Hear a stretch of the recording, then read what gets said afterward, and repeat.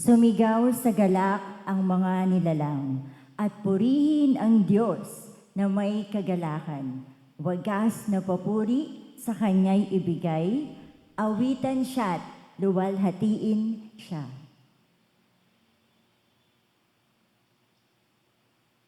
Manatili po tayo nakatayo para sa panimulang awit na To God Be the Glory.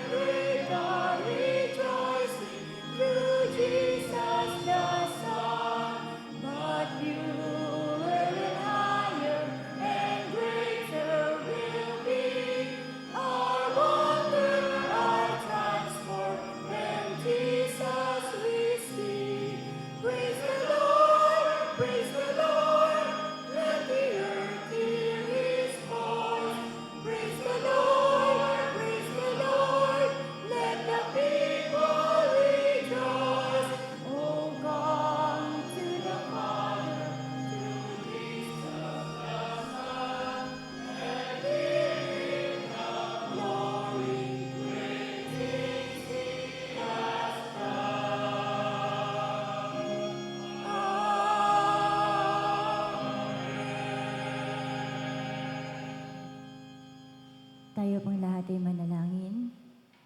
Panginoon, marami pong salamat sa umagang ipinagkaloob niyo po sa amin. Kami po ay nabubuhay dahil hinahayaan niyo po kaming mamuhay sa mundong ito upang patuloy na paglingkuran ka. Gabayan niyo po kami ngayong umagang ito sa aming papuri at pasasalamat sa inyo. Manahan po nawa, Panginoon, ang inyong banal na espiritu sa bawat isa upang lalo po naming maunawaan at marinig ang mensahe na gusto niyo pong iparating sa amin ngayong umaga. Marami pong salamat sa katagumpayan ng aming pagsasamba ngayon. Itong aming dalangin sa matamis na pangalan ni Jesus. Amen.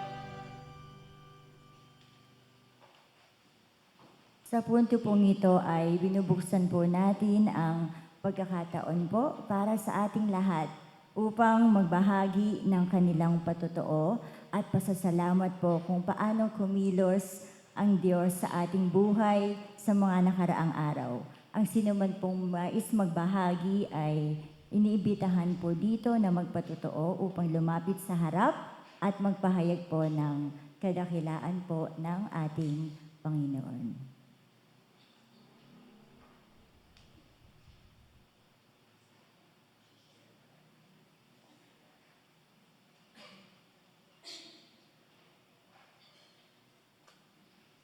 Magandang umaga po sa ating lahat.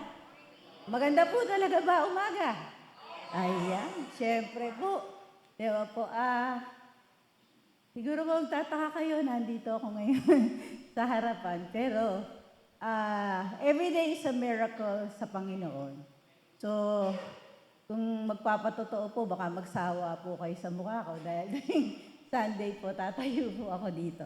Pero ngayon po, gusto ko po magpasalamat sa Panginoon for another year that He has given me and another year po sa pagsasama po namin mag-asawa. So, sabi nga po, paglokohan, 40 years na po kami nagloloko. Hindi, joke lang po. Pero napakabait po ng Panginoon dahil sabi nga po, pag naghintay kayo sa Panginoon, sobra-sobra ang blessing na hindi niyo po ina-expect. So, madami pong bumati. Yung asawa ko po, may surprise gift po sa akin na, kasi po ako, simula po nung medyo naging senior na, masyado na po ako mainitin, pawisin, mga ganyan. So, pinarenovate niya po yung kitchen ko. Nirenovate at the same time, in-aircon niya po. So, napaka-bait po ng Panginoon. Para daw po hindi po ako mainitan pag nagluluto. And then, binigyan din po ako ng regalo ng mga anak ko. They gave me another new cellphone. And pati po yung mga kapatid ko. So much so po na hindi ko po ina-expect yung mga blessing na yan. But God has given it to me. Kasi I just wait for what the Lord wants to give sa buhay ko. Pero may isa pong nangyari this week na sabi ko nga, Lord, sobra naman bait mo. Kasi po, last Wednesday, nag-date po kami ni Ate Florence. So, pumunta po kami sa Jollibee. Siyempre po, gagamitin yung senior card. Dahil senior na po kami dalawa. Dahil para po, may discount. Di kinuha ko po yung senior niya, so nasa akin po. So, entonces po, nung natapos na po kami, hinatid ko na po siya sa bahay. And then, nagdaan po kami sa RFC ni Yale kasi may pinagawa po akong tarpaulin. And then, nung nandito na po kami sa may buhay na tubig, pumunta po kami doon sa isang maliit na Japanese restaurant kasi gusto niya daw po ng ramen. Nung hinahanap ko na po yung ID ko, hindi ko makita. Naku, sabi ko, patay. Pati yung kay Ate Florence, hindi ko makita. Mapapagalitan ako ni Ate Florence.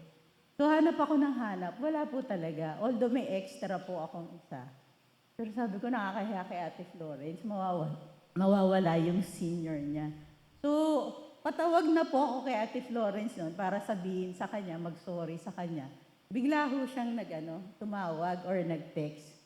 Sabi niya, Ate, ano bang nangyari sa'yo? Kasi merong mamang pumunta dito, kumakatok sa pintuan. Sabi, kayo po ba si Florence Leyva? Bakit po? So, dala-dala niya po yung ID ko, saka yung ID ni Ate Florence. Napulot niya daw po, in between dun sa tarpaulin store na pinuntahan ko, saka yung pong bangko, dun po sa RFC. So, kinuha po nung mama. At pinuntahan po dahil nakita po yung address ni Ate Florence. Ito po ang maganda. Ito po ang, you will be amazed. Alam niyo po ba, yung mama na nakapulot ng ID namin, taga Soldiers Hills. Phase 1. Kapitbahay po or malapit po kala Ate Florence. Isn't God amazing? Diba po? I mean, you could not imagine, even yung tao na ginamit niya, di ba po, napaka ano po talaga, pag ang Panginoon po talaga gumawa, it's really amazing. Praise God.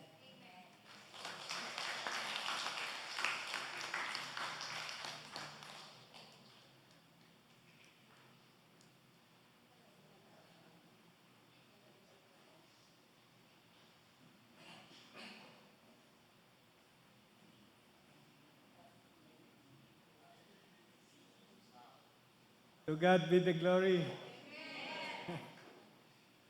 Tapos na ang radio test Jason ko.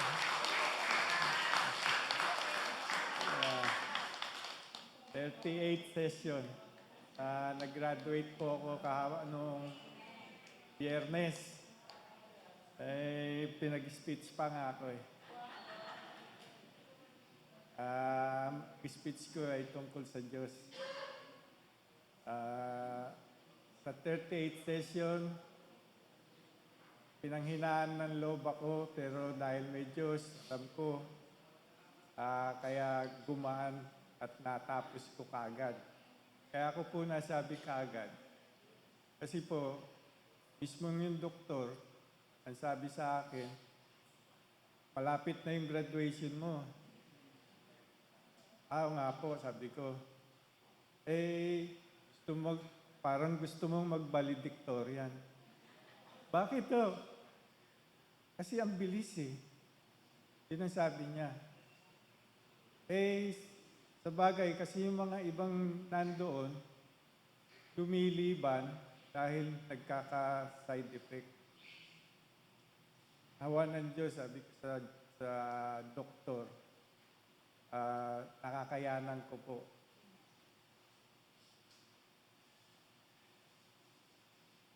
Napakabuti ng Diyos.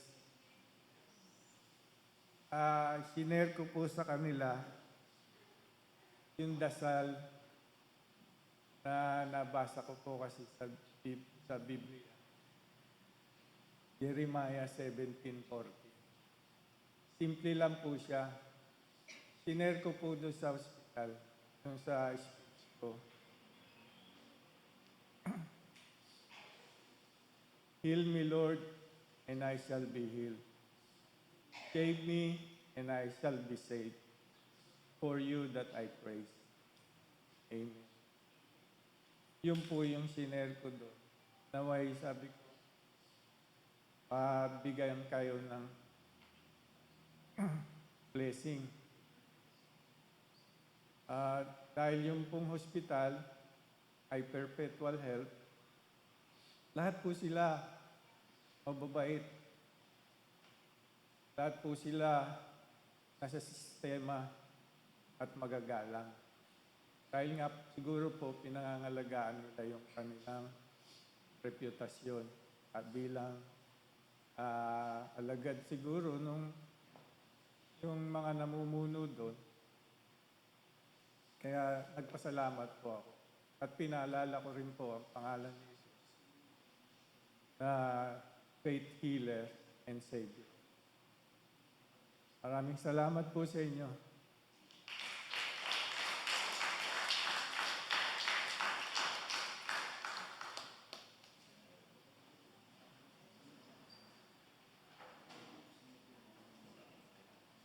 Good morning po.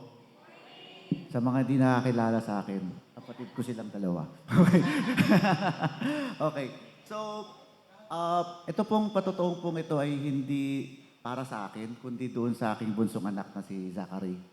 So, isa pong napakagandang experience niya po ay ay sabi nga palagi ng misis ko, palaging mana tong anak mo sa akin. Kasi kapag nabibigo, umiiyak. Iyakin ako po nung bata. Long story short po, yung anak ko po ay sumali sa chess tournament sa kanilang eskwelahan. And very, very thankful po ako. Hindi po siya tinuruan ng misis ko kasi hindi naman siya marunong mag-chess. Ako, nasanay lang. Hindi ko rin siya natuturuan dahil busy po tayo. But nakakatuwang isipin, inaral niya po yung laro pong yon at very thankful po kaming mag-asawa, lalo na po sa Panginoon, ay nanalo po siya. sa school competition. Then, nasabi ng teacher niya, Zachary, lumaban ka dun sa inter-school. Kalaban niya iba't ibang eskwelahan sa buong Pinamalayan Oriental Mindoro. So, naglaro siya, siyempre. At sabi nga ng misis ko, natalo siya isang beses at umiyak. Pambihira, sabi ko, mana ka nga, mana nga. May pinagmanahan. Pero, yung isang talong yun, nag-motivate po sa kanya na maging mag-aral, pinag-aralan niya po yung laro. Then, very, very thankful ako na kami po ay nagtagumpay siya sa kanyang ginawa. At ngayon po ay kasali po siya sa tinatawag nilang unit meet. So, ang susunod po niyang match ay magkalaban niya na po yung mga school sa iba't ibang bayan na po sa Oriental Mindoro. So, maraming salamat po and praise God po.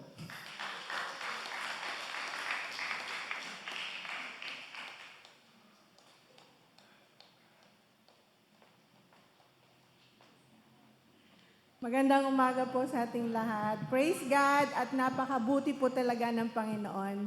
Bilang isang natalaga na pag-aaral namin ng discipleship, nakita na po namin yung bunga nito.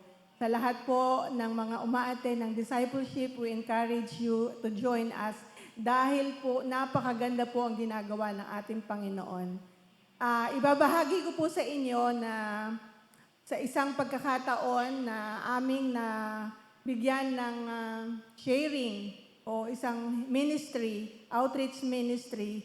Kung alam niyo po ang MCI, napasok na po namin ang hemodialysis unit. Ang isa po nating membro from NATO, si Tatay Eric, siguro po nakikita niyo dyan before, isa po siya sa pasyente sa MCI hemodialysis. And to God be the glory, ang dream niya po before, bago ako mamatay, sabi niya, gusto ko, yung mga classmate ko sa dialysis ay makasama ko sa panalangin at makashare ng salita ng Panginoon. Alam niyo po, nung pumunta kami unang visit doon, talagang super happy po siya. Dahil sabi niya, this is my dream come true. Napakabuti po talaga ng Panginoon. And hindi po namin ina-expect sino yung mga classmate niya doon. So, sa unang punta po namin, actually, visitation lang po supposedly ng kababaihan yon dahil nga namimiss namin si Tatay Eric. So, with God's guidance, talagang napakabuti po ng Panginoon. Sa maliit na mensahe na kanilang narinig, nagkaroon po ng pagbubukas ng kanilang puso sa pagtanggap sa ating Panginoon.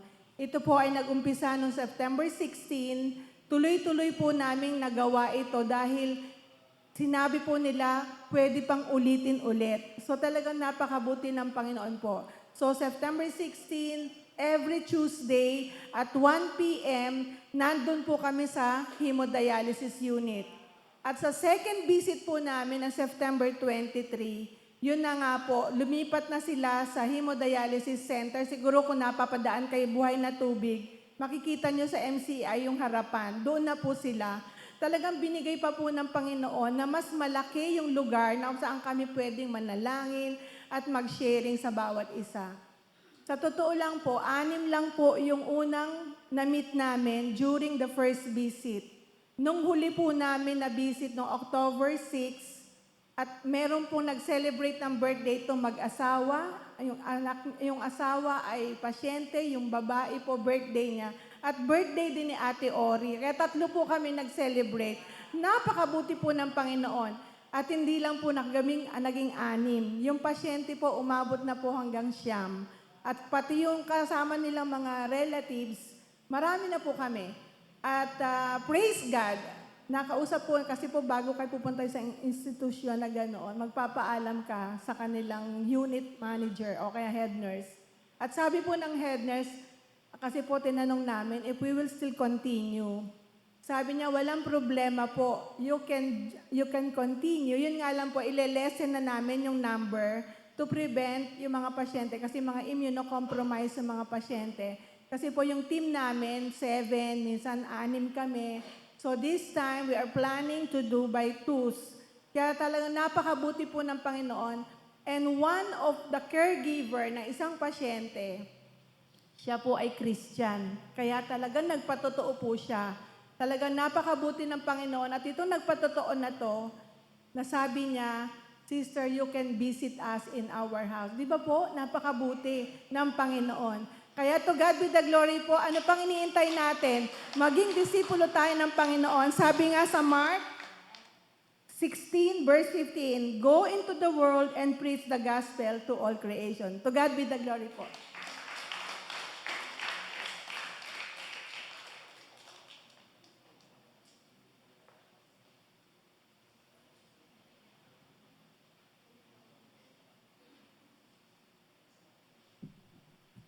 Sige po, tayo po ay tumayo at iparamdam natin ang pag-ibig ng Diyos sa pamamagitan ng ating pagbati sa ating mga kapatid, pakikipagkamay at pagngiti sa mga kasama natin ngayong umaga sa pananambahan.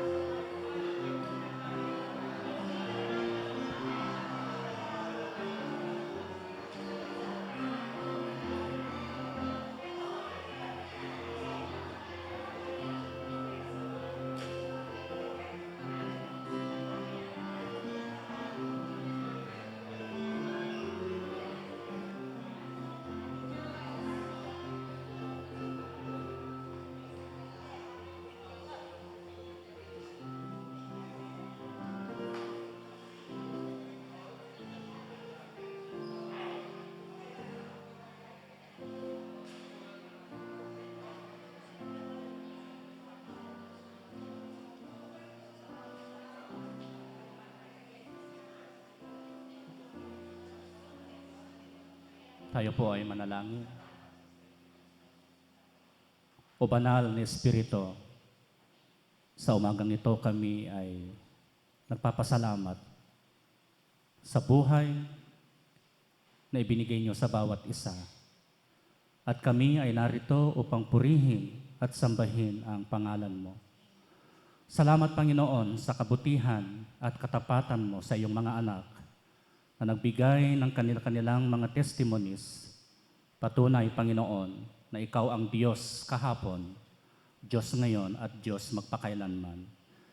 Sa aming pagsamba, dalangin namin, O Diyos, ang aming mga kapatid, kung sila man ay nasa higaan na may karamdaman.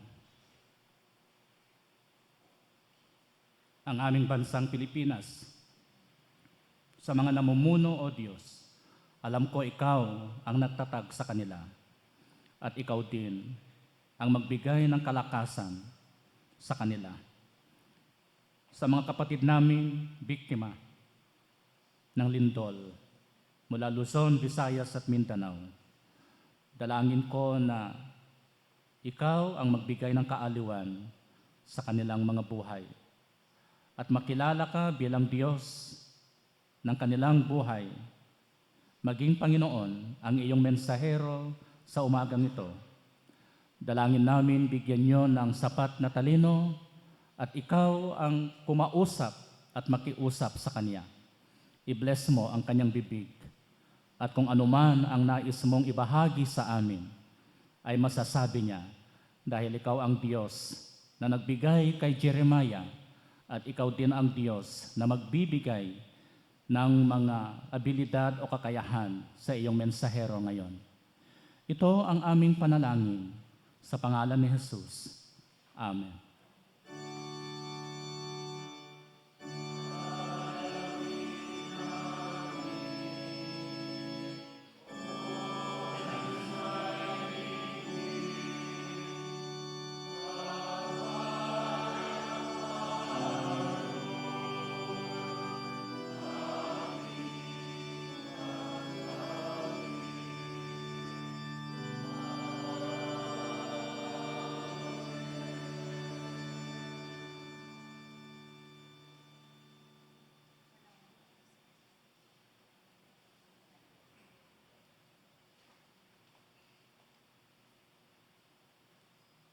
Ang unang pagbasa po mula sa aklat ni Propeta Jeremias, Kabanata 26, talatang 1 at talatang 4 hanggang 7. Ito po ang sinasabi. Nagpadala ng sulat si Propeta Jeremias mula sa Jerusalem para sa nalalabing matatandang bihag, mga pari at mga propeta, at lahat ng taong dinalang bihag ni Nebuchadnezzar sa Babylonia.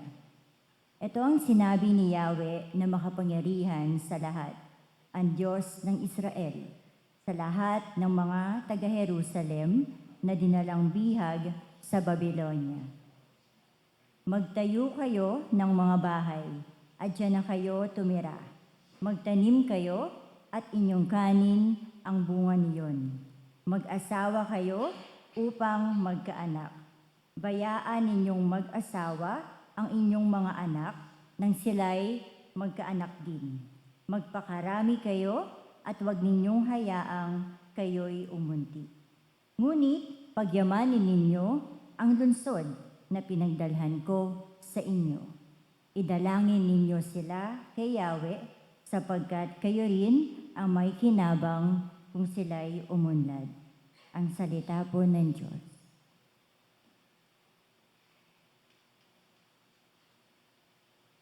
Ang saguta pong pagbasa mula sa ikalawang sulat ni Apostol Pablo kay Timoteo, Kabanata 2, mga talata 8 hanggang 15. Alalahanin mo si Hesukristo, ang muling binuhay at nagmula sa angkan ni David. Ayon sa magandang balitang ipinapangaral ko, ito ang dahilan ng aking pagdurusa at pagkagapas na parang isang kriminal. Subalit, hindi kailanman maigagapos ang salita ng Diyos.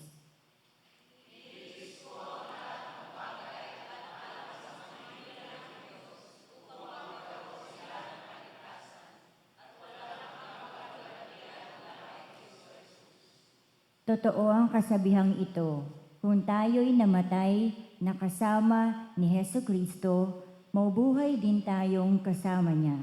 Kung tayo'y nagtitiis ng hirap sa mundong ito, maghahari din tayong kapiling niya.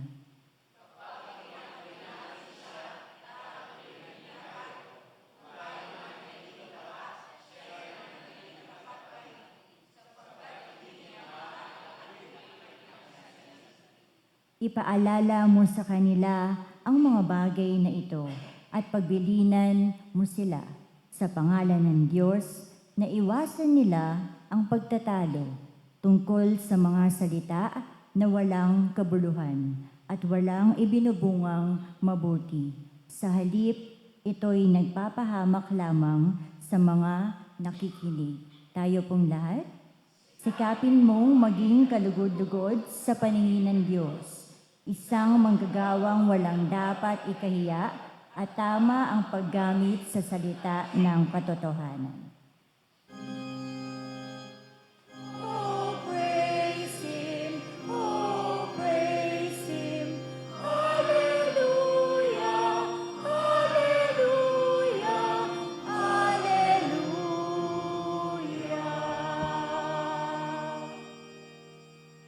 Let us remain standing for the reading of the Gospel from Dr. Luke, chapter 17, verses 11 to 19. Sa paglalakbay ni Jesus papuntang Jerusalem, nagdaan siya sa hangganan ng Samaria at Galilea. Habang papasok na siya sa isang nayon, sinalubong siya ng 10 ketongin.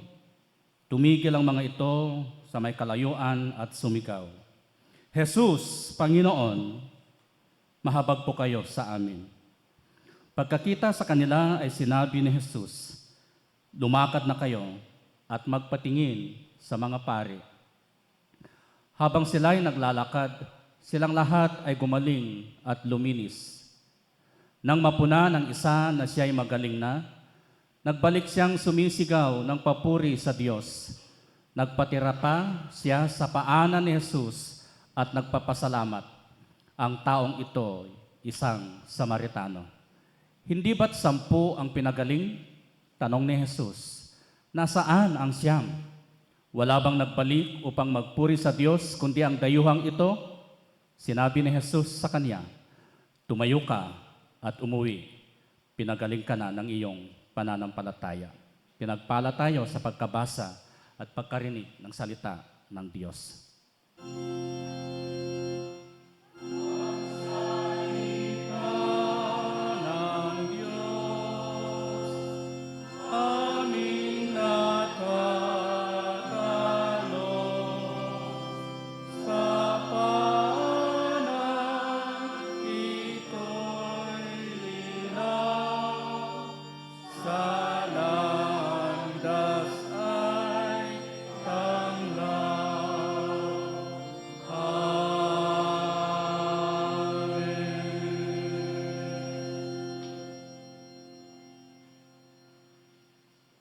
Ating pong ihanda ang ating mga puso't isipan sa pamamagitan ng pagkinig ng salita ng Diyos sa pamamagitan po ng isang awitin.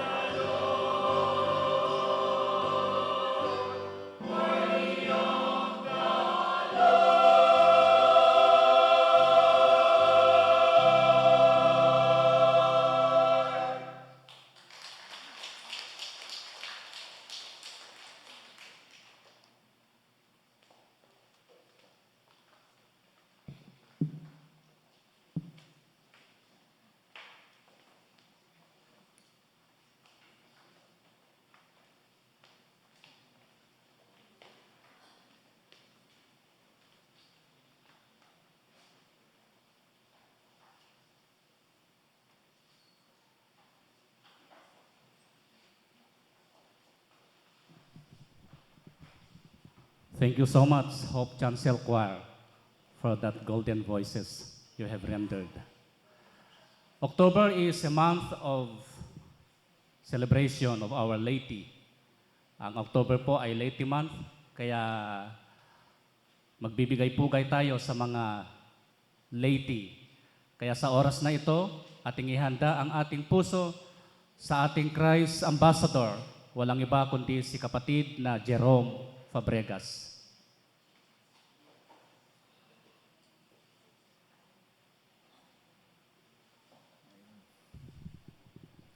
Magandang umaga po sa ating lahat.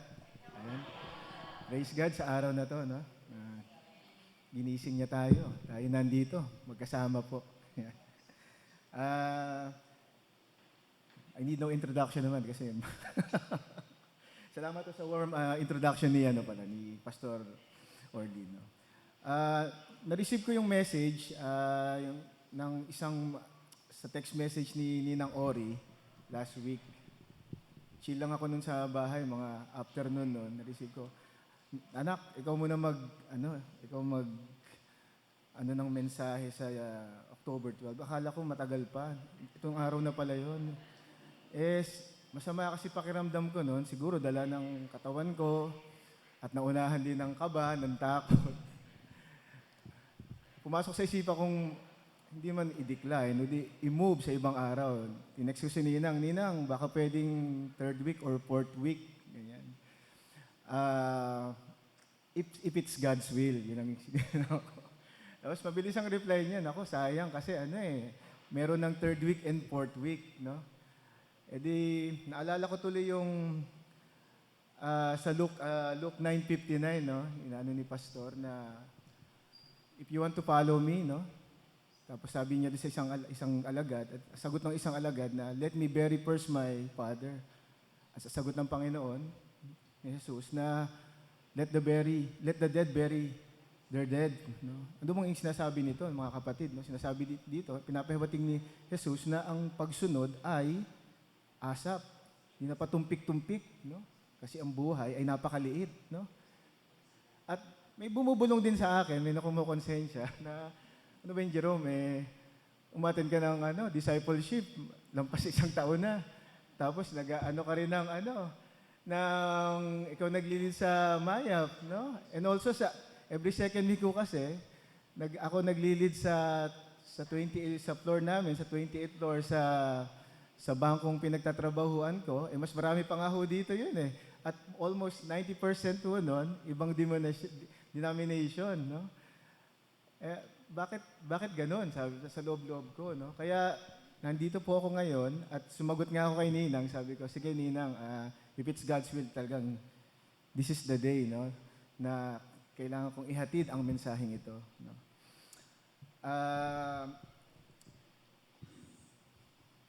Sinabi niya rin kasi sa akin na medyo short and brief lang, no? Kaya pasensya ito, mga 5 pages to. Kaso malalaki naman ang font nito at maano ang spacing. Ihanda ho natin ang ating mga sarili, no? Simulan ko po sa yung mga nabanggit kasi ang tema ho kasi nang binanggit sa akin ni Ninang is how wonderful it is in serving and participating in God's work, no? Yun. At ang resulta po nga, yung mga nabanggit ko kanina, no? Na may kagalakan ko pong ginagawa yun na hindi sa aking sariling kakayahan, kundi sa papuri sa Panginoong Diyos. 5 years ago, hindi naman ako ganito. No? Bago mag-pandemic, hindi ako ganito. At siguro, moving back pa, nagsisimba naman ako. No? Sa choir ako, active ako. I think, umano pa nga ako sa DBCS, nagli-lead pa ako nun. No? At isang member rin ako ng isang organization natin. Ngunit anong pagkakaiba nun ho, no? Na after the pandemic, no? Ang malaking pagbabago ho ron yung puso. Puso, no? Kung bakit ko nagagawa yung ngayon na hindi ko ginagawa, no? Kasi laging yung dati ho, late pa nga ho ako noon Yung lumang pang church natin, doon ako lagi na pwesto sa likod Minsan, hindi pa ako pumapasok. Nandun lang ako sa nakatayo lang. Tapos, anong nangyari? Ba't nandito na ako ngayon? Never in my wildest dream na magsasalita ako sa inyo na may lakas loob at mag-share ng salita ng Panginoon. No? Ano nangyari kay Jerome? Mga kapatid, no? Jesus happens and the Holy Spirit happens. No? Kaya yun yung pagbabago yung puso. There's always that surge in urgency in following Jesus. There's always that urgency in obeying God. No? Kaya hiramin ko yung isang passage no, sa Biblia na to obey is better than sacrifice. No? Sa mga magulang ho dito, no, doon ko sisimulan yung aking salita. No? May mga anak ho tayo na nag-ano tayo ng mga rules and regulations, di ba? Gawin mo to, huwag mong gagawin to, yan ikaw pa mahamak mo, ito ang samahan mong mga barkada, umuwi ka ng maaga, no? Dahil nandun yung concern natin, no? Ayaw nating mapahamak ang ating mga anak. What more ating Diyos Ama, no? Gayon din, ngunit pag napahamak naman tayo, no?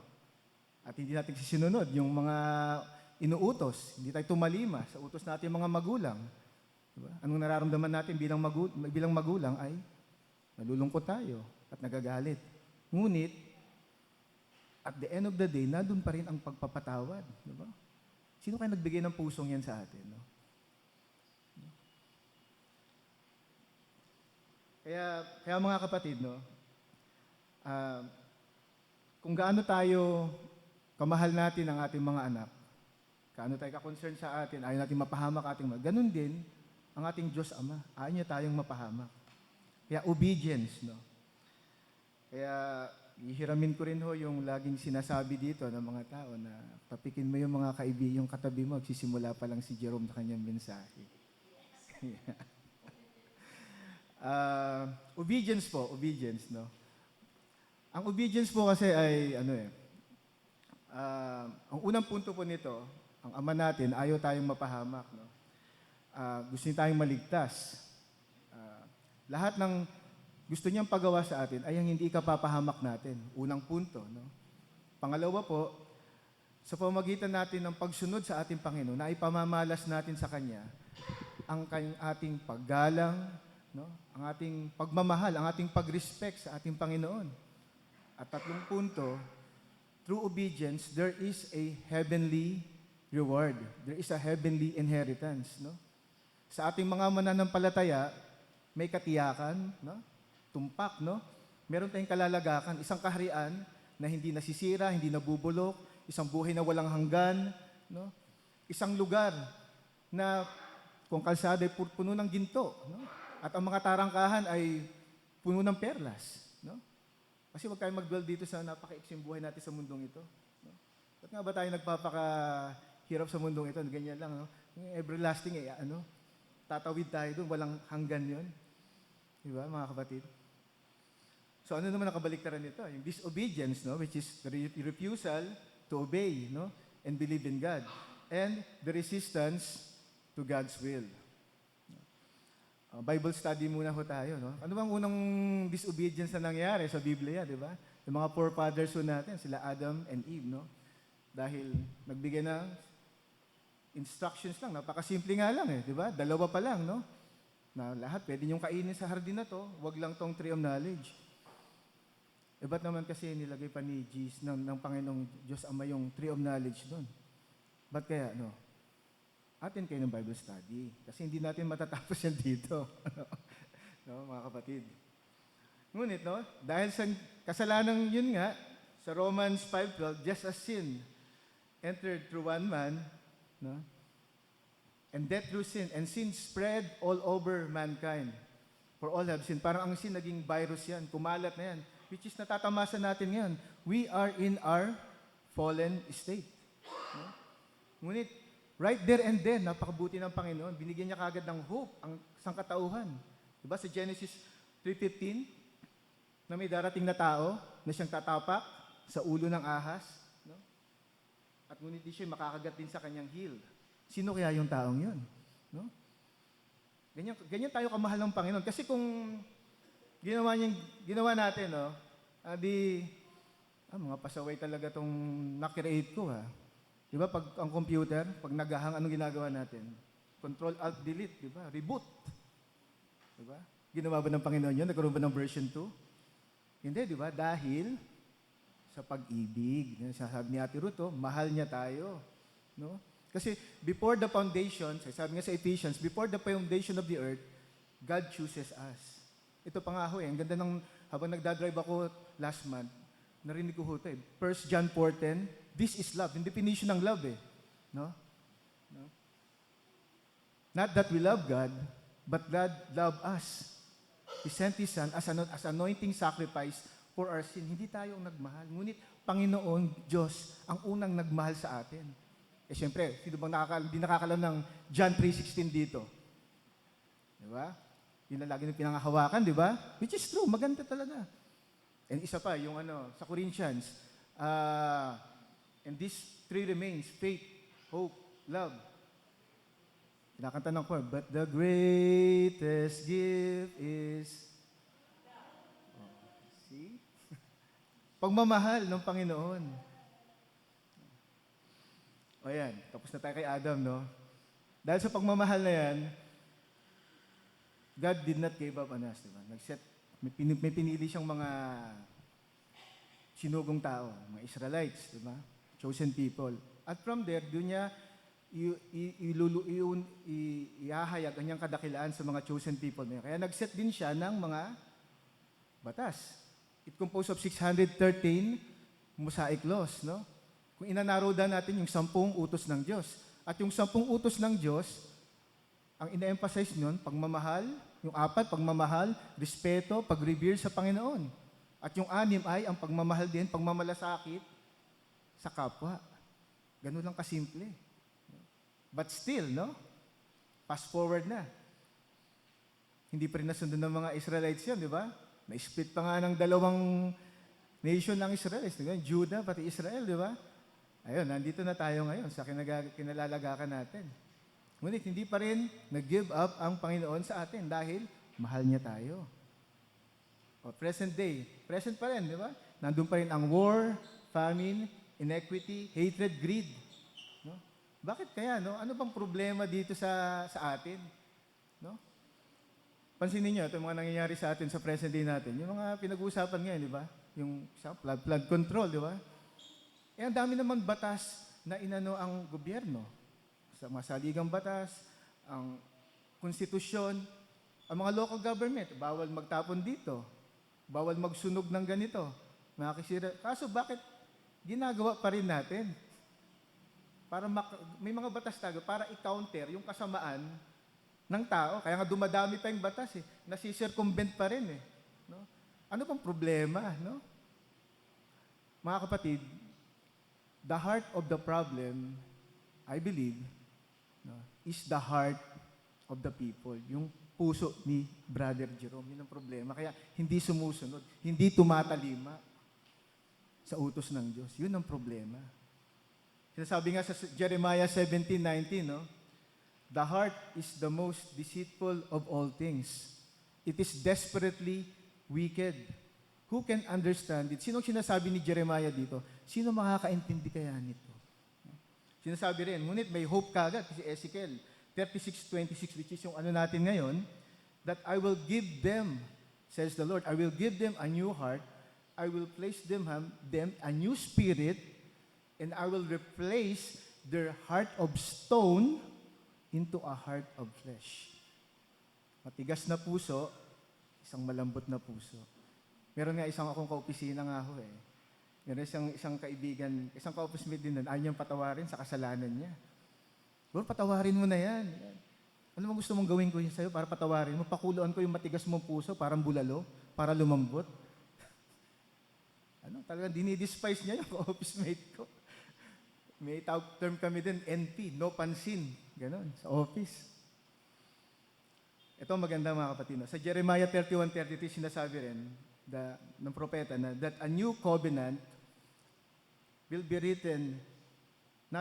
not be written sa bato, in stone, but will be written in the hearts of the people. Sino kayo tinutukoy ni Jeremiah dito? At sinasabi rin ni Prophet Isaiah that a king will change the hearts of the people. Sinong hari na yon ang magbabago sa matigas na puso na yon? Nabago na ba ang mga puso natin, mga kapatid? No? Lumambot na ba yan? Pakuluan kaya natin, no? Tinutukoy naman natin, this is Jesus Christ, di ba? Jesus Christ. Di ba? Ito mga kapatid, Romans 5:10, while we were enemies of God, kaaway pa tayo ng Panginoon, while we were enemies of God, we are reconciled through the death of His Son. Ba't naging kaaway tayo ng Panginoon? Dahil makasalanan tayo. God will not allow sin in His presence. However, dahil sa pagmamahal niya, balik ulit tayo sa pagmamahal ng Panginoon, no? Sinasabi doon na, His everlasting love to us, I believe, trumps over, mas naihigit sa kanyang immeasurable hatred sa kasalanan. So, Jesus is our mediator sa Panginoon. 100% human, 100% divine. Hindi tayo pwedeng lumapit sa Diyos Ama ng tayong sarili lang. Matutunaw tayo, makasalanan tayo. Ngunit si Jesus Christ, He have no sin, became sin for us, so that we may become righteousness in God. Diba? Kaya yung pag-iisip nga lang natin ng masama sa diba, kasalanan, pag-aralan namin sa discipleship. Yung batong si sister na to, talaga, nako, di ba? Yung kinainisan mong kapitbahay, iniisip mo pa lang, nagkasala ka na nun. Diba? Ngunit si Jesus Christ, hindi niya ginawa yun. Kaya siya magandang teacher, ehemplo natin. Bukod na bumaba siya rito, naging teacher siya, siya pa ang namatay para sa ating mga kasalanan, na-justify yung ginawa nating kasalanan. Tinubos tayo sa kasalanan at nabuhay din. Kaya kung may susundan tayong daan, pipili ka ba dun, sinong pagtatanungan mo? Yung isang patay na Diyos o yung buhay na Diyos? I am the way, the truth, and the life. Kaya yung mga natin mga kapatid, mga burdens natin, kasalanan natin, minsan manhid na tayo eh. Siguro, yun nga ang reason eh. Naging manhid na tayo sa kasalanan eh. Lumalangoy na tayo, nagba-backstroke na tayo sa kasalanan. Imbis na malunod tayo, dapat maramdaman natin yung bigat ng kasalanan natin. Diba? Ngunit sa paglubog natin yan, merong maakay sa atin. Diba? Diba? Tulad ni Jesus Christ, diba? Nang lumubog si Peter, yun mga kapatid. At ipatong natin yung pamatong, yung yoke ng Panginoong Hesukristo. For His yoke is easy and His burden is light. Sa Matthew 11:30. Ano bang ibig sabihin nun? Attend kayo ng Bible study. No? So, Ephesians, no? So, ngayon, pagkakilala natin kayo, ito, sinasabi ko lang ito mga kapatid, kasi ito yung prosesong nangyari sa buhay ko eh. I think that was 5 years ago eh. Nagsimula lang ako sa maliit na paglilid ng Bible sa kalalakihan. Nervous pa nga ako noon eh. At ang approach ko pa noon sa sarili kong kayahan, sa sarili kong knowledge, hindi sa puso eh. Kaso, as I move along, na-discover ko kung anong dapat, no? Dapat sa puso nang gagaling, sa Diyos nang gagaling yung paghahatid mo ng mensahe. Hindi mo sa sariling knowledge, sa sarili mong kakayahan. Ito, magandang dyan mga kapatid. No? Ito na pag-aaralan namin sa Mayab to. No? Pag tinanggap mo si Jesus Christ as your personal Savior, pagkakalooban tayo ng Holy Spirit. Siselyuhan ka, akin ka, anak kita. Diba? Magiging templo itong natin. Yung Holy Spirit yun, the same Spirit na bumaba kay Jesus Christ. Di ba napapansin nyo, nung bumaba ang Holy Spirit kay Jesus Christ, doon siya nagkaroon ng mga miracles. See? Yun ang power ng Holy Spirit. Comforter natin na magkukonvict sa atin pag gumagawa tayo ng kasalanan. No? E pag hindi ka nakukonsensya, yun ang tanong sa atin. Anong spirito ang nasa atin? Huh? So mga kapatid, ayun. The Holy Spirit always glorifies, reveals, amplifies, magnifies Jesus Christ. The Holy Spirit always points to Jesus. Kaya ako ngayon nandito, merong kasiglahan, may gladness, may joy sa pag-share ng salitang ito. May boldness. Although yung boldness, medyo kinakabahan pa rin ako ngayon. So I'm still working. Baka sabihin nyo naman, si Brother Jerome, nagpapakabanal naman. I still sin, no? I still struggle in my daily life, no? But every day, God carries me through. Kaya ito mga kapatid, ang ano ko rin sa inyo, hindi lang ang Sabbath day, ang gawin nating banal, no? Kasi kung parang convenient tayo, nagsisimba lang tayo dahil we want to feel good, paano nangyari dun sa anim na araw, Monday to Saturday, no? Let the Holy Spirit guide us to help us to navigate sa napakagulong mundong ito. Kasi kung hindi natin kinakausap ang Panginoon every day, kakainin ka ng mundong ito at yung mga ganyang bagay na ino-offer ng mundo ay ang pwedeng magtigas ulit sa puso natin. No? Kaya palambutin natin ang ating puso through Jesus Christ. Sinasabi natin, no, Jesus Christ is part of my life. Dapat hindi part eh. The whole part dapat. No? So that's my story ho. No? Yan yung aking sikreto na tinatawag na shinare ko na sa inyo. We need not to talk, but also walk the walk. Right? You say what you mean and mean what you say in your heart. Hindi tayo pumupunta rito sa church para to feel good lang at hindi tayo kumakanta sa choir dahil kailangan, dahil kulang ang soprano, ang tenor, o dahil ang galing-galing kong kumanta. No? Lahat ng ginagawa natin dito, we all give back to glory sa Panginoon Diyos. Kung hindi tayo umati ng Bible study dahil kabisado kang Bible, alam ko yan. No? Hindi ganun, dahil gusto mo mag-share sa naranasan mo at maramdaman din ang kadakilaan, pag-ibig ng Diyos sa iyo. Maraming nagsasabi nga sa Luke 6:46, no? Why do you call me Lord, Lord, Lord, when you do not do what I say? No? Obedience. Ano ba yung gustong pahawatig dito? Balik ulit tayo sa 10 utos. Ang pagmamahal sa Diyos, pagpupuri, at pagmamahal sa kapwa, pagmamalasakit, pagpapatawad. Yun ang hinahatid ng isang pusong nagbago. Ayun po ang nakinaranasan. No? There is conviction po every day sa buhay ko. There is repentance. There is sanctification, yung pagbabanal. 2 weeks ago nga ho kasi min-interview ako kasi nalagasan ako na isang staff kasi gumraduate na sila, senior na sila. Kaya may in-interview akong 2 staff. And usually, yung tinatanong sa interview ho is, how do you see yourself 5 years from now? Siyempre, depende sa sagot nila yan. Sasabihin nila, I see myself, sir, magiging marami akong matutunan sa bangko nyo. Marami akong magiging ganito ang position ko. No? Yung ambition niya, aspiring nyo, yun mag-aano sa atin na, merong pangarap. No? Ngayon, sa ating mananampalataya, tanungin ko kayo mga minamahal kong kapatid. How do you see yourself now compared 5 years or 10 years ago? May nagbago ba? Lumambot ba ang puso natin? Kumbaga sa stock exchange pag ganun ba ang ano natin? Pag ganun? O pa-spiral pa baba pa? Kailan mo makakapagsabi niyan? Dahil personal ho ang salvation na ino-offer ni Jesus Christ sa atin. No? Kaya, always make time every day to commune with God through prayers, no? To your quiet time. And nasabi nga sa Romans, no, do not be conformed in this world.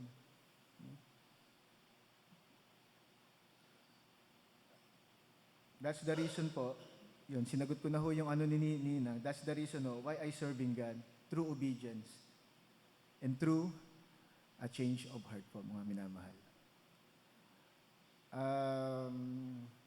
Pwede ho bang mahiram yung kanta ng choir kanina? Kasi paborito ko yun. Sakto nga ho no? Isang ano lang, walk worthy of the Lord. Come, give your heart to Christ. Live always bearing fruit for Him. Live strengthened by His might. Worthy, worthy, worthy, worthy.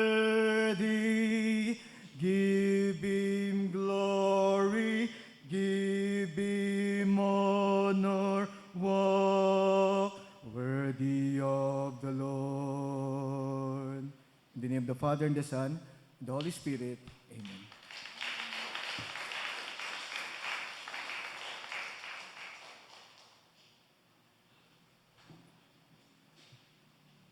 Salamat, kapatid na Jerome. Tayo pong lahat ay tumayo para sa ating sinasampalatayanan. Sumasampalataya ako sa Diyos Amang makapangyarihan sa lahat, lumalang ng langit at lupa, at si Jesucristo na anak na bugtong niya. Panginoon natin, na sa hiwaga ng Espiritu Santo ay ipinanganak ng Birhen Maria, nagdamdam ng hirap sa kahatulan ni Poncio Pilato, ipinako sa krus, namatay at inilibing. Sa ikatlong araw ay nabuhay sa mga patay, umakyat sa langit at umupo sa kanan ng Diyos Amang makapangyarihan sa lahat. Doon magmumula at paririto upang hukuman ang nangabubuhay at nangamamatay. Sinasampalatayanan ko ang Espiritu Santo, ang banal na iglesyang laganap, ang pagkakaisa ng mga banal, ang kapatawaran ng mga kasalanan, ang muling pagkabuhay ng katawan, at ang buhay na walang hanggan. Amen. Bilang tugon po sa mapaghamong mensaheng ating narinig, ating pong ihanda ang ating mga ikapuat kaloob. Sa ikalawang sulat ni Apostol Pablo sa mga taga-Korinto, Kabanata 9, mga talata 6 hanggang 8, ganito po ang sinasabi. Ito ang ibig kong sabihin. Ang nagtatanim ng kakaunti ay aani ng kakaunti, at ang nagtatanim ng marami ay aani ng marami. Ang bawat isa'y dapat magbigay ayon sa kanyang pasya, maluwag sa loob at hindi napipilitan lamang, sapagkat iniibig ng Diyos ang nagbibigay ng may kagalakan. Magagawa ng Diyos na pasaganain tayo sa lahat ng bagay at higit pa sa ating pangangailangan upang sumagana tayo para sa ating mabuting gawa.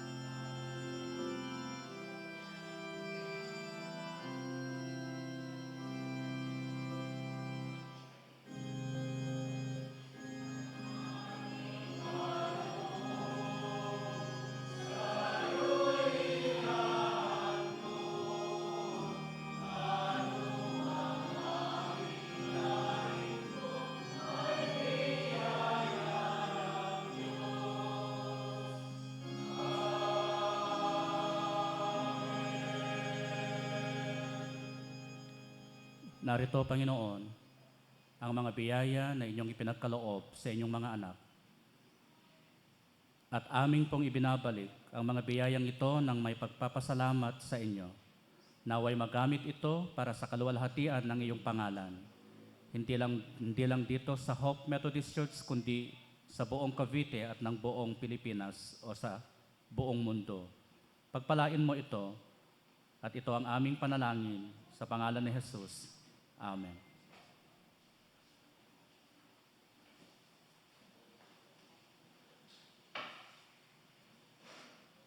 Ating pong ihanda ulit ang ating mga puso't isipan sa ating pakikinig na mensahe ng Panginoon sa bumagitan ng isang awit mula sa ating mga bata.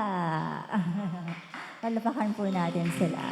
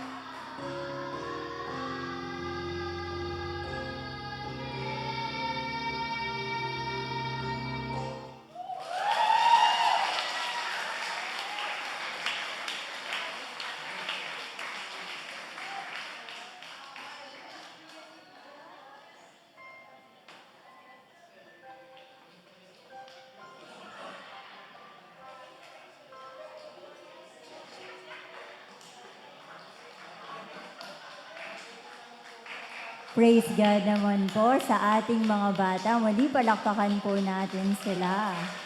Praise God po sa inyong buhay at sa magandang kantang inaalay para po sa ating Panginoon. Yan. May future na po ang Hope Chancel Choir. No, nakikita nyo na po ba? Praise God po. So, tayo po ay magpatuloy. Atin pong awitin ang pangwakas na awit na How Can a Sinner Know?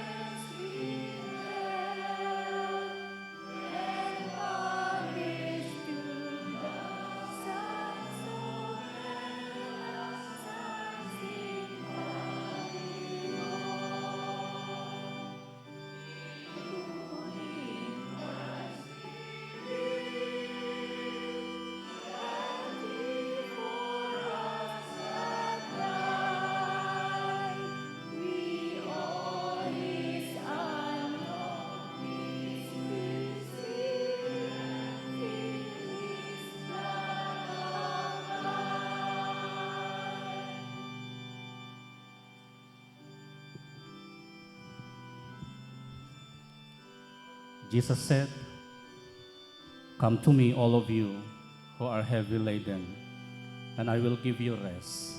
To those of you who wish to thank the Lord, please come. The altar is free for you. And let us pray.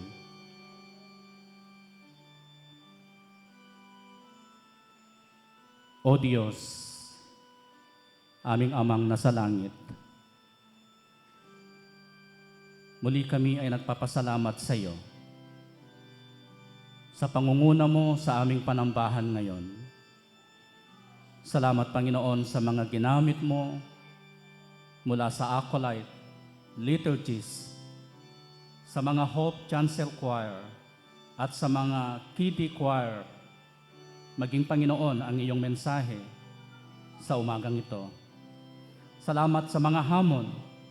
Salamat, O Diyos, sa kanilang mga buhay. At nawa, patuloy mo silang biyayaan at patuloy nyo silang gabayan sa kanilang araw-araw na paglalakbay. Ngayong buwan ng Leyte, dalangin namin, Panginoon, ang aming mga kapatid na laiko.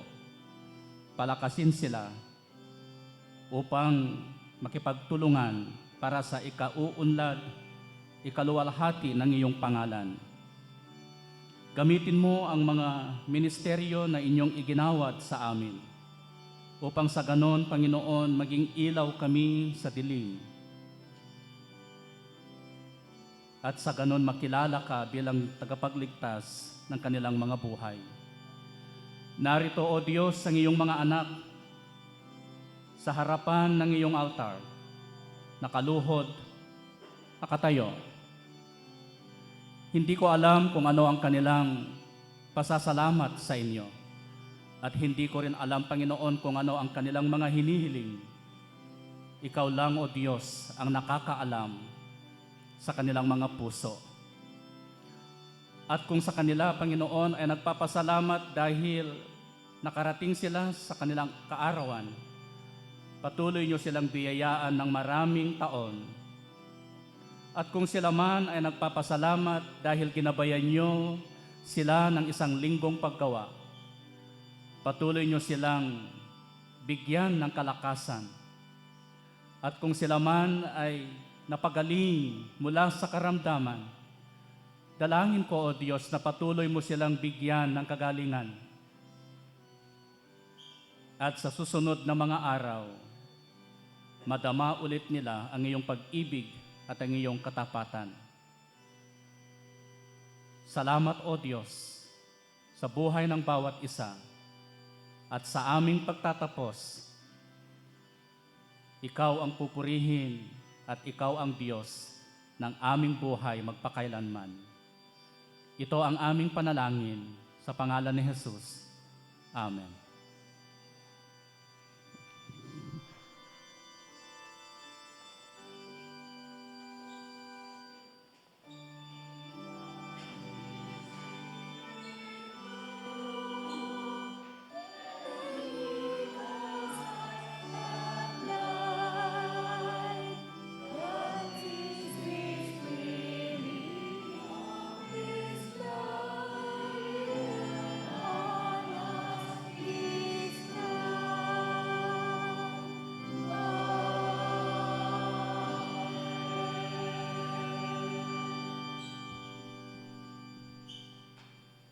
The Lord bless you and keep you. The Lord make his face to shine upon you and be gracious unto you.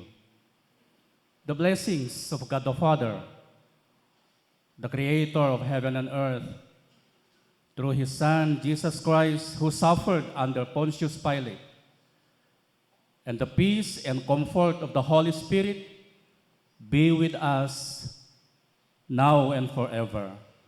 Go now in peace, in faith, and in love.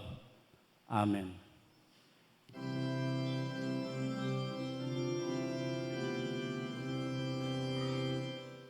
God be with you till we meet again. By his counsel guide upon you, with his ship securely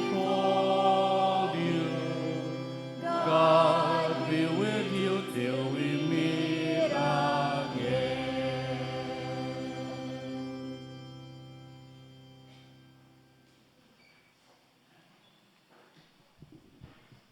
Magandang umaga po sa atin lahat. Worship ends, service begins. Atin pong kilalanin ang mga nagbigay ng mga bulaklak sa buwan ng October. October 5, Bautista Family. Ngayong linggo, si kapatid na Raquel and kapatid na Noraita Herrera. At sa darating na linggo, si kapatid na Jean at si kapatid na Doris Del Rosario. At sa huling linggo naman ay sila kapatid Esperida Family and kapatid na Wilma Ricanor. Atin pong babatiin ang mga nakaabot ng kanilang anibersaryo from October 12 to 18, October 15, Mr. Generosa Jr. and Mrs. Doris Del Rosario. Happy anniversary po sa inyo. At atin pong awitin ng pagpapala. Meron pa ba? Ay, birthday. From October 12 to 18. October 12, si kapatid na friends Marjon Bermudez. Si kapatid na Jonah Ira Nicola Bermudez. At sa October 16, si kapatid na Elisabeli Sai Marie Serafica. At sa October 18, si kapatid na Orlando Mondala at si kapatid na Jean Rudimaru Serafica. Atin pong awitin ng pagpapala ang mga magdiriwang ng kanilang mga kaarawan at anibersaryo.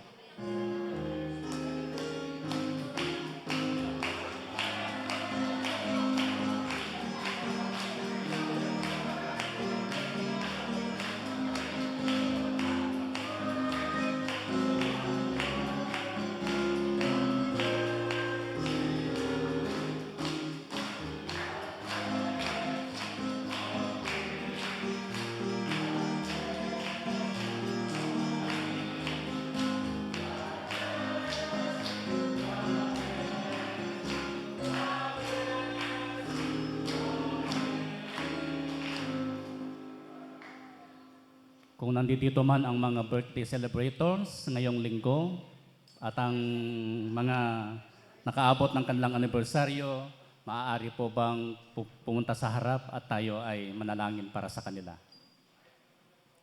Si kapatid na Jean.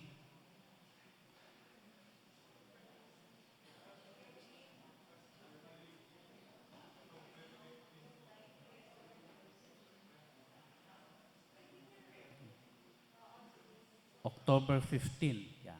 Sa October 15 po sila.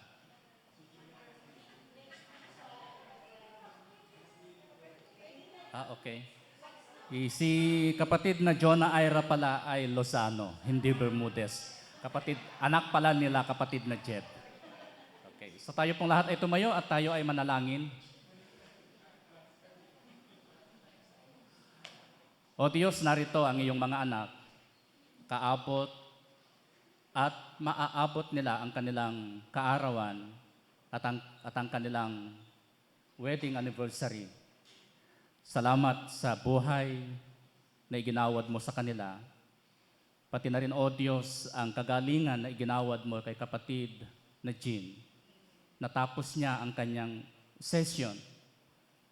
Salamat sa makapangyarihang kamay na iniabot mo sa kanyang buhay. Maging Panginoon ang kanilang pagsasama. Salamat at ikaw ang naging sentro ng kanyang pamilya. At nagpapasalamat din kami sa kanyang mga ministeryo dito sa aming iglesia, maging ang kanyang sambahayan. Ang iyong anak, narito Panginoon, nagpapasalamat sa kanyang 1 taon na kaarawan. Dalangin namin na bigyan mo pa ng kalakasan upang ipagpatuloy kung anuman ang ministeryo na iginawad mo sa kanya. Isa siyang pagpapala sa technical team at sa buong iglesia ng Hope Methodist Church. Ito ang aming panalangin sa matamis na pangalan ni Jesus. Amen. Meron po ba tayong mga bisita? May mga announcement po ba tayo?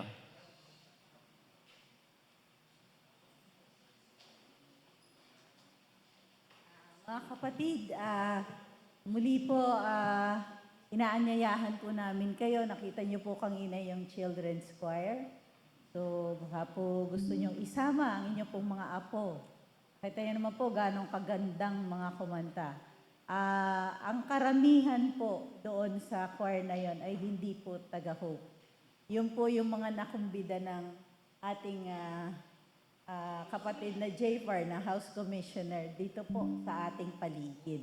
Yung pong mga batang yun. So, yung isa po na nakasalamin po na cute na bata, anak po ng ating miyembro sa NATO. Okay. So, sumali po siya. Talaga po excited po siya. Sabi niya nga po, gusto ko pong maging choir.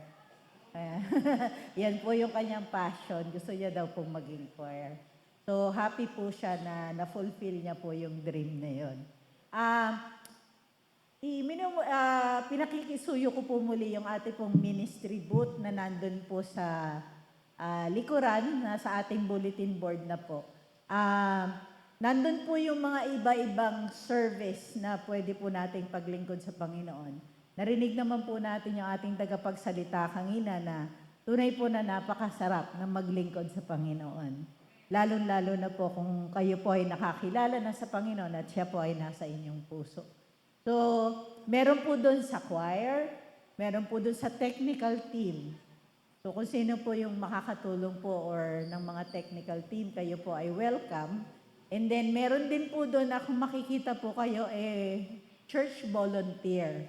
So, anything po na pwede nyo pong itulong, kasi lalo na po ngayon, magki-Christmas, maglilinis po tayo ng church, pagagandahin po natin yung ating garden. So, yung mga plantitas po dyan na gusto nyo po na, kung ano po yung time nyo. Kami po hindi po namimilit, voluntary lang po. Pwede nyo pong sabihin sa amin, anong araw kayo libre, anong oras, para at least po alam namin kung kailan po namin kayo matatawagan or may imbita na tumulong po sa ating mga gawain dito sa iglesia. Kasi hindi po namin kaya lahat. So, kailangan po namin ng bawat isa po upang sama-sama po tayo maglingkod sa Panginoon. And meron din po doon na special talent. Sabi ko nga po sa inyo, kagaya po nung children's choir ngayon. Then, those na gusto pong mag-offer ng worship nila sa Panginoon through their singing, playing instrument, you are welcome po. We could put in po sa atin pong worship din po. So, marami pong ministry that we could do to the Lord. It's just a matter of taking the first step. So, nasa sa atin po yun. The first step na tulungan po ang church to grow. And nagpapasalamat po tayo sa Panginoon because we're on our way there. Okay? So, maganda na po yung nangyayari. So, let's keep it up and let's give all the glory to our audience of one, which is Jesus Christ. Thank you.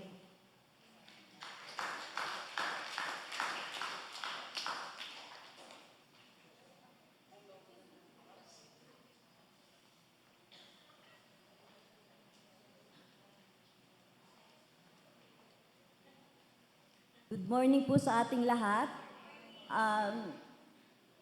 Patuloy na iniimbitahan ko po ang mga kababaihan na meron po tayong retreat sa Saturday. Sa Sabado na po yon, October 18. Sa Silang Cavite po.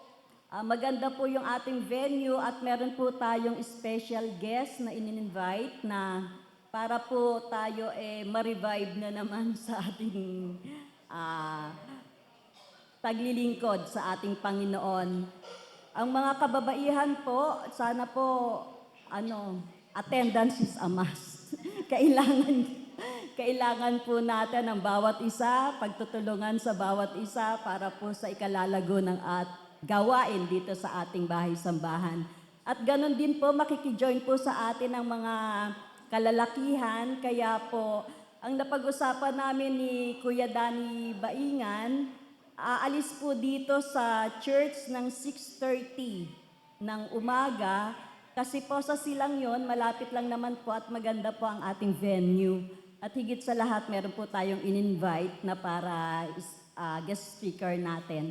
Maraming salamat po. At may meeting po tayo kahit po 10 minutes lang na makausap ko lahat ng kababaihan. Dito po sa Gawing Kanan, after po ng ating pananambahan. Marami pong salamat.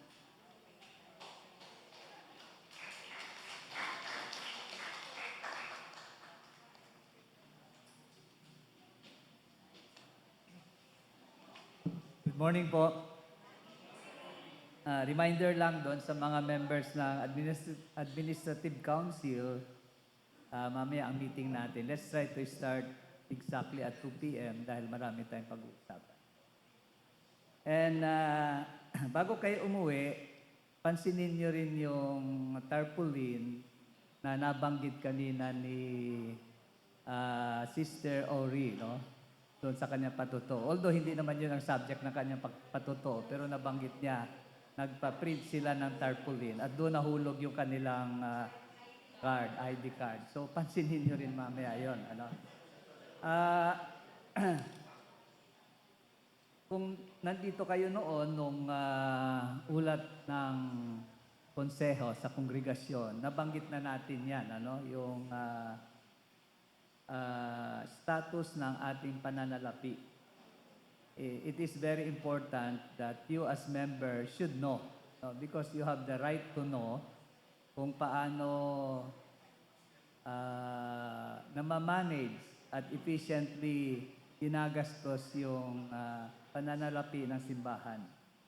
Kung napapansin ninyo, kung nakikita nyo dyan, ang total income ng church from January to August this year ay 1.74 million. At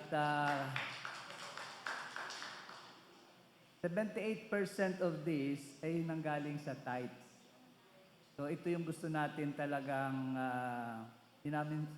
mensahe sa ating mga member to be faithful in giving their tithes.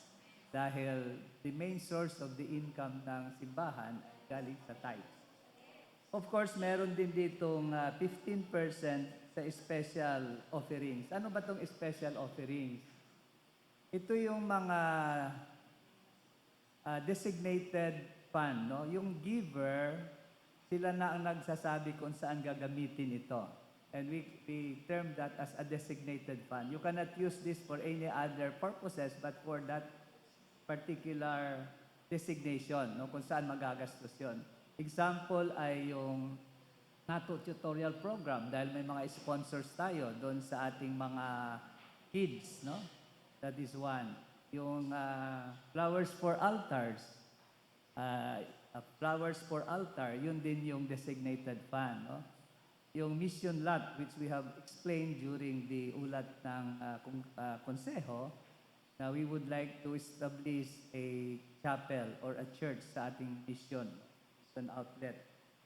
So yun ang mga designated fund.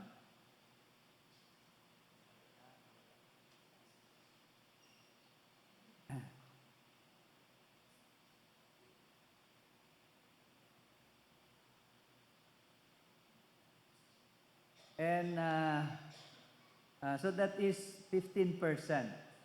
So total na agad yan is 93% of the total income ng church is nanggagaling doon sa dalawa. Paano naman ito ina-allocate or ginagastos ng church? So napapansin din nyo dyan is of course the biggest pie of the expenses ay nandoon sa ating salaries and benefits ng ating mga workers. No? From the administrative pastor down to our church custodian. So 38%. Next is the administrative cost is 20%.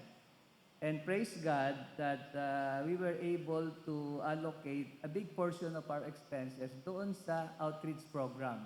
Kanina nagpatotoo si Sister Florence na napakaganda ng kanilang patutuo doon sa mga pasyente ng MCI. No, this is part actually of the outreach. Of course, isang biggest allocation ng ating outreach ay doon sa mga kids na tinutulungan natin, no, habang bata pa lang sila.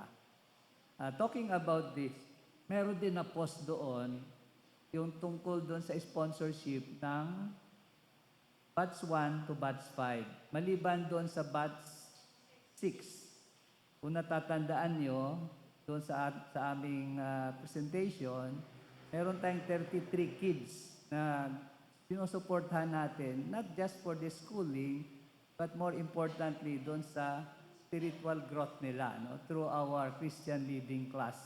So malaki ang ginagastos natin din doon. And thank you for those who continue to sponsor these kids. Sa total of 33 plus 14 doon sa batch 6. So ganun kalaki ang tinutulungan nating mga individual or mga kids para lumaki sila ng may fear sa Panginoon, nakilala nila ang Panginoon, and they can become a good citizen. Sana hindi sila maging instrumento doon sa nabanggit kanina ni Jerome, doon sa mga korupsyon na nangyayari sa ating gobyerno. So, isang little contribution siguro natin para maturuan natin itong mga kids to be a good citizen also. So, tayo lang siguro ang simbahan na talaga nag-allocate ng a big portion of our expenses doon sa outreach. Because even when we were still under UMC denomination, wala talaga itong threshold kung magkano, no? In fact, ang team madalas, kung natatandaan nyo, is go therefore. Pero walang budget na pupunta doon sa pagmimisyon. So it becomes a lip service. So talk and talk lang, nabanggit kanina, hindi walk the talk. So tayo, pinipilit natin na maging walk the talk dahil ang pagmimisyon is the bloodline, lifeblood of our church growth. So please be informed and please do your share as part of this, the members of this church, so that we can continue to be a vibrant church, especially sa ating pagmimisyon sa labas. Nabanggit kanina yung mga bata ay actually hindi a church members, but they are actually the product of our pagmimisyon. So let's help our church to really strengthen this through your tithes and offering. However, mukhang maganda ang makikita ninyo because we spend almost what we earn. 1.7, as I mentioned, 1.74. Ang expenses natin, 1.68. So there is just a difference of 6,000 pesos. So in an organization like this, 6,000 pesos is napakanipis, no? Good that we have beginning cash on hand when we started this fiscal year. At kung ikumpara natin ito, the figure seems okay, seems very efficient. But kung ikumpara natin ito doon sa ating projection ng income, I'm sorry to say na meron tayong deficit na more than 200,000. Ibig sabihin, hindi natin naabot yung projections natin sa income. And again, sorry to tell you na even our income for this year is also about 200,000 lower than our income last year of the same period. So what does this mean? Anong impact nito? At the end of the year, towards the end of the year, kung tuloy-tuloy itong deficit na ito, we might not be able to execute the programs that we have lined up for this. Kaya as members, you have to know about this and try to conceptualize sa isipan ninyo kung paano tayo magiging faithful stewards of this church so that we can continue our programs to give honor and praise to our one and only Master. Yun lang po. And again, you have the right to be informed and please exercise this right and be part of this journey ng ating pagmimission. Maraming salamat po.